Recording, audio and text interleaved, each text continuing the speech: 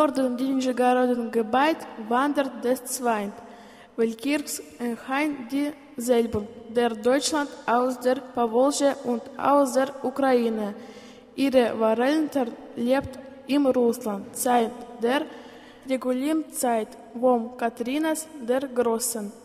Unser Reporter Katerina Spiridonova besucht die Familie von Ivan Schweigert. Ihm erzählt die Gesuchte seiner Familien. Mein Vater war sehr nett. Sein Name war Jakob Jaufmann.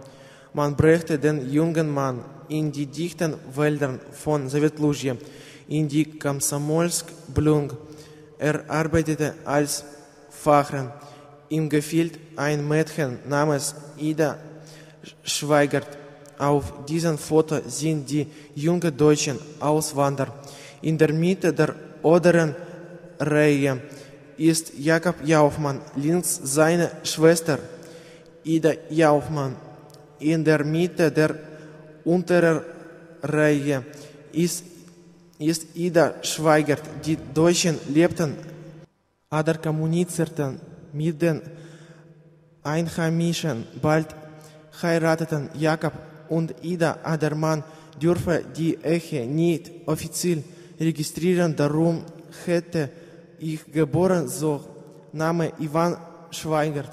In den 60er Jahren statt nach Kasachstan zu fahren, in die Neuland zu beherrschen, blieben wir hier.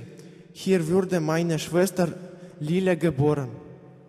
Das Leben ging weiter. Ivan hat seine einige Familie. Seine Frau heißt Valentina. 2 Söhne heißen Ivan und Dmitri. Sie sind verheiratet und leben in Nizhny Novgorod. Sie besuchen die Eltern oft. Diese Deutschen leben, arbeiten, freuen sich über das Leben so weit von Deutschland.